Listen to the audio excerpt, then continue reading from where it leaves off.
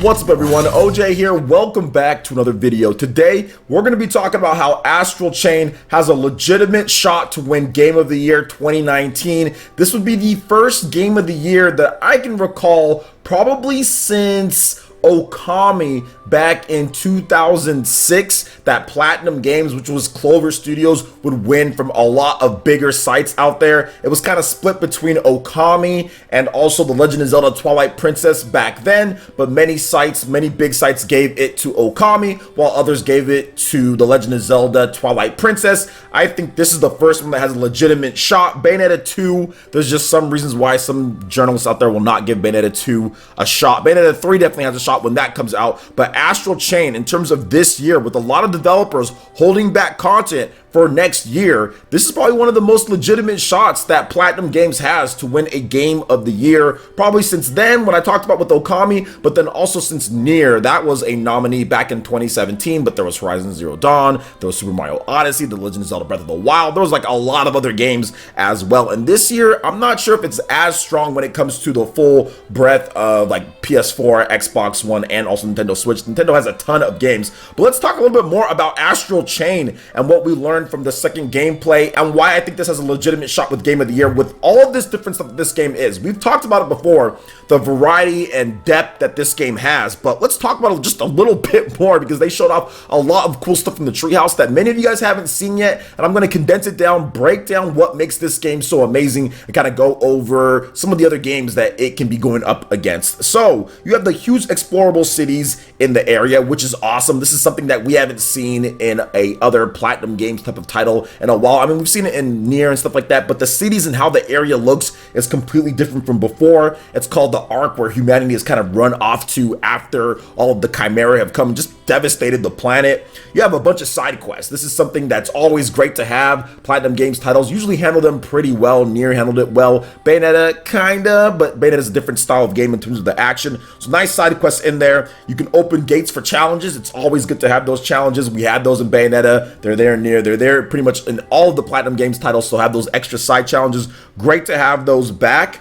But I do like what they've showed off with the legions and stuff like that. So the finishing moves was something that they showed off that you can do. So once you beat up an enemy enough, and after you execute a couple different combos, you can do finishing moves on the Chimera. You can do these shine sync attacks on sparks. So basically there's like a spark that kind of shows up, and once you press the button right there, it's like a sync attack, and you'll be right in sync with your legion doing a nice combo. So it's like an auto combo, gets you to build up a little bit more in terms of your point total and all that. So yeah, I'm always down for stuff like that. So one of the cool things that they showed off was a little bit more of the depth with the gameplay in terms of how you take down enemies. So you can actually cut the Astral Chain off to support or at least that support other enemies. So if there's an enemy supporting another enemy, you can actually use the Astral Chain to kind of cut that off, or you can cut off their Astral Chain in order to subdue them faster, because some of them are going to be giving them like buffs to defense or power or whatever the case is. So I do like that. It's adding that layer of depth that you see in a lot of these bigger games in order to try to win Game of the Year.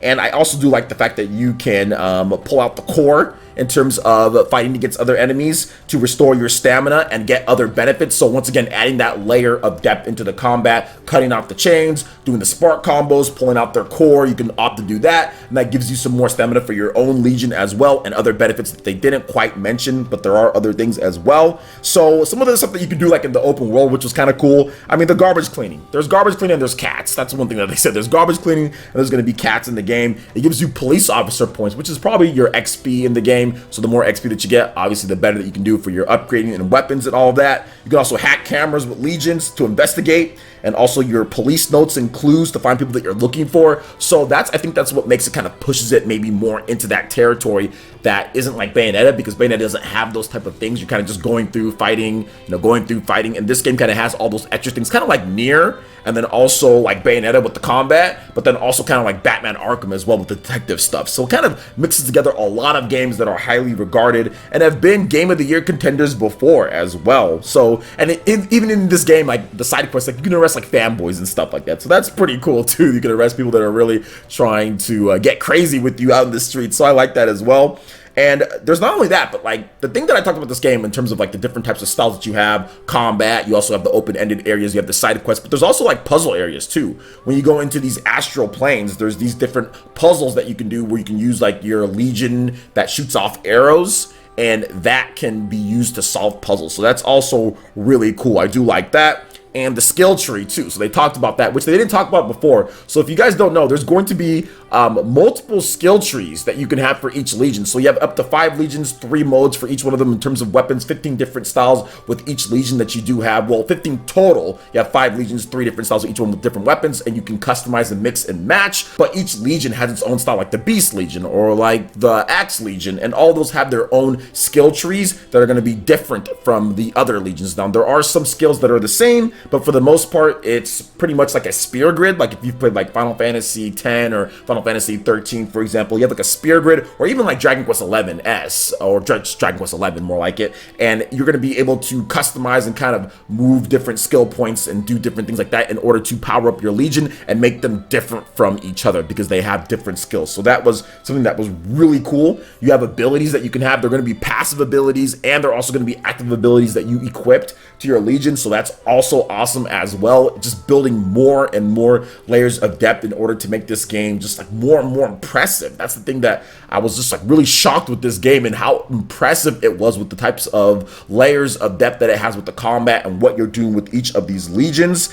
And they even have like really cool moves and really cool weapons that they didn't show up before. Like for example, the X-Baton, which can morph into different forms and fight different enemies. So if you're not doing well with one form with the X-Baton, you can morph it into something else and fight with that. So once again, an incredible amount of depth there when it comes to some of the stuff that you can use in this game. But what I like about this the most, which is always good to have, is that the difficulty kind of ramps up a lot in these different astral planes. So you're going to make sure that you're going to be on your best game, because Toda-san was even playing, and some of the other guys from the treehouse who have been playing this, and they were having some trouble. I think it was Dimitri or something like that. I forgot exactly his name, but you guys will see it up on here. But he was playing, and he was having some trouble with some of these enemies, and that was probably on the normal difficulty. So you know it's just going to get harder and harder. But you can actually use the Legion. You can jump up. You can do air combos in order to get enemies that are high up in the air. Love to see that verticality mixed into action games. You can use different legions to fight advanced Chimera. You're going to have to make sure that, hey, like if this Chimera that comes out here and he has this type of attack, like you're probably gonna have to switch your legion in order to get like the one up on that Chimera. So there's gonna be strategy built around each different Chimera that you have to face, and there's gonna be legions with certain skills that are gonna be able to take down those Chimera quicker or more efficiently. So I do love that as well. And I do like another thing with this, which they showed off a couple different times, and you guys will probably see it here in some of the footage.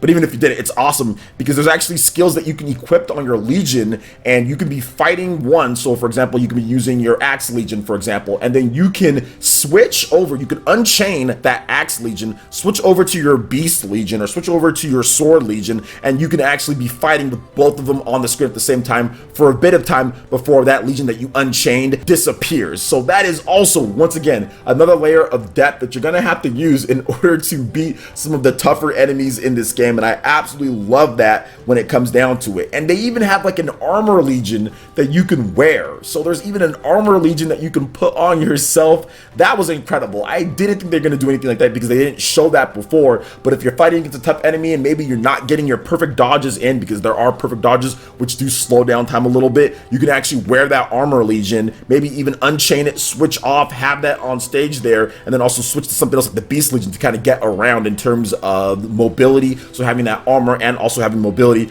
really cool combinations. And with 5 different legions, with 3 different weapon types with each one there that you can mix and match, the kind of combat capabilities that you have is pretty much limitless at this point with what they've shown off here and what Toda-san was doing. So pretty cool as well. But they showed off another boss battle, and this boss battle was absolutely incredible. A huge, big old hulking monster that they were fighting against, and you gotta really take him down. You gotta tie him up with the Astral Chain with your Legion, which Toda-san was having a little bit of problem with, but he was doing some really cool things because he was using the axe to actually shield, do like a perfect nice little shield, and then counterattack after that. So that was cool as well. So I love what they did there with the traversal. I love what they did with the boss battles that they showed us. The two different ones with the big guy, and then also the woman as well. And Astral Chain, if you're going over all the different stuff here, so we can kind of talk about a little bit more and kind of some of the competition that it's up against. If you look at everything that Astral Chain offers, it's looking like it's going to be that nice mix, which they talked about before. I think Toda-san said if you like Bayonetta and also if you like Nier, then it's going to be right in the middle of that. That's exactly what this game is. They're taking the best elements from Bayonetta when it comes to the combat system, when it comes to being able to link up stuff, when it comes to air combos, all that different stuff that you can do there. But then they're taking the RPG elements and some of the open-endedness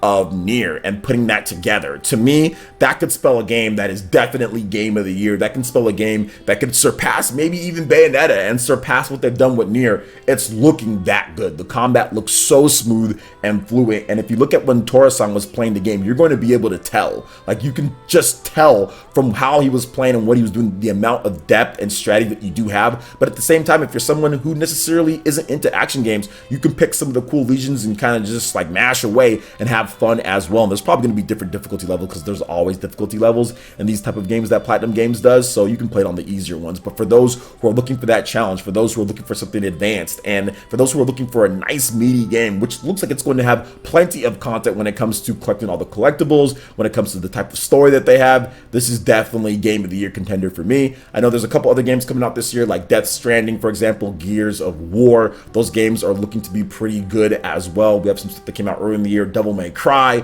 also have Resident Evil 2 Remake, Sekiro. There's a lot of good games, but I think that out of any of the years, since a lot of the developers are moving over to the next systems here with the PS5 and the next Xbox, I think Astral Chain is set up to be nice. At least a contender when it comes to being nominated at the Game of the Year awards with Jeff Keighley and everything like that. But I think that for a lot of individuals out there, a lot of Nintendo fans, Astral Chain could be their Game of the Year. And I know for me, it's between like Fire Emblem and it's also between Astral Chain, and we'll see with like some of the other stuff. Devil May Cry was great. I know Sekiro was really good, but for me, it's kind of between those two games. We'll see how Pokemon shakes out as well. But overall, I'm very impressed with Astral Chain, and I think that it has a very legit shot, like I said, to be Game of the Year because of all those different gameplay that they show, because of the type of depth and variety. I've never seen a game or played a game like this in my life. So what do you guys think about Astral Chain and its chance for winning Game of the Year? What do you guys think about your own personal thoughts when it comes to Game of the Year and where you're kind of setting up where this game could be? And what do you guys think about this brand new gameplay footage that they showed off at Nintendo's E3? Let me know your thoughts in the comment section below. All right, guys, that wraps it up for this video here. Go and check out the links in the description below. We got Facebook and Twitter. Go ahead and give us a like and a follow on our social media. Hit that like button if you did like this video. Let me know you guys want more content like this going forward in the future. And subscribe to PlayerEssence for this RPG, Japanese, and Nintendo gaming news.